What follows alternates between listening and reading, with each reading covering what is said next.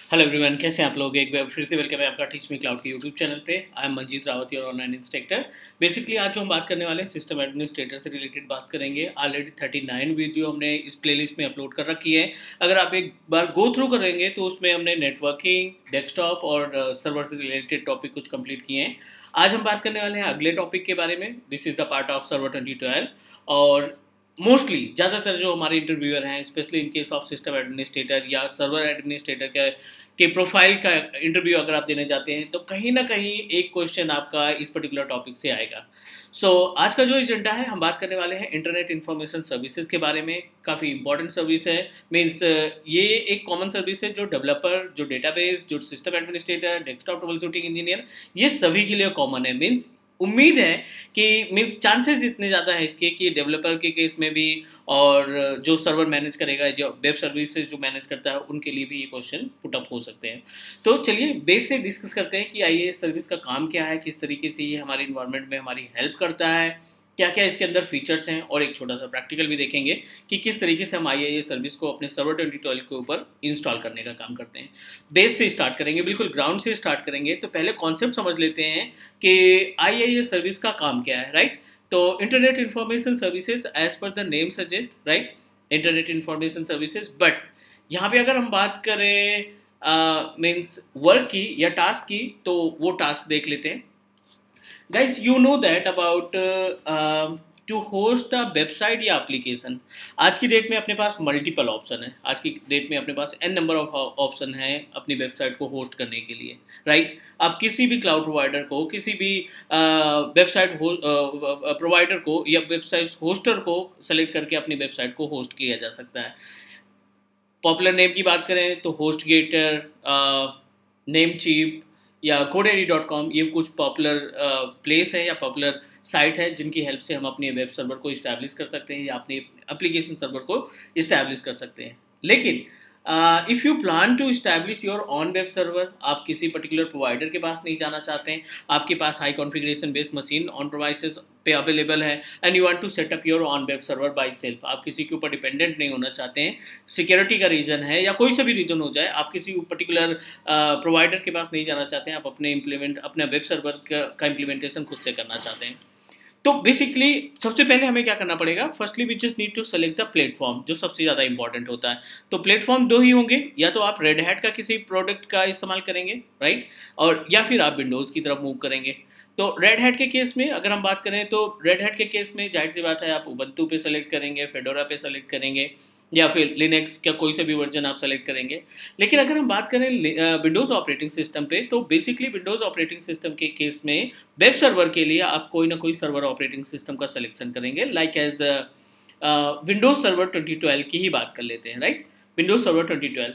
तो बेसिकली अगर आप रेड हैट पे जाते हैं या लिनक्स के किसी भी प्रोडक्ट पे जाते हैं तो आपके पास एक सर्विस होगी कॉल्ड अपाचे, ठीक है। ये एक अपाचे सर्विस होती है जिसकी हेल्प से आप अपने वेब सर्वर को इस्टेब्लिश कर सकते हैं, आप अपनी वेबसाइट को लॉन्च कर सकते हैं एज इट इज़। ये तो लिनक्स की बात हुई, लेकिन अगर हम विंडोज़ की बात करें तो विंडोज़ के केस में आपको सर्विस मिलती है जिसका नाम है IIS, जिसको हम बोलते हैं इंटरनेट, राइट, इंफॉर्मेशन सर्विसेज,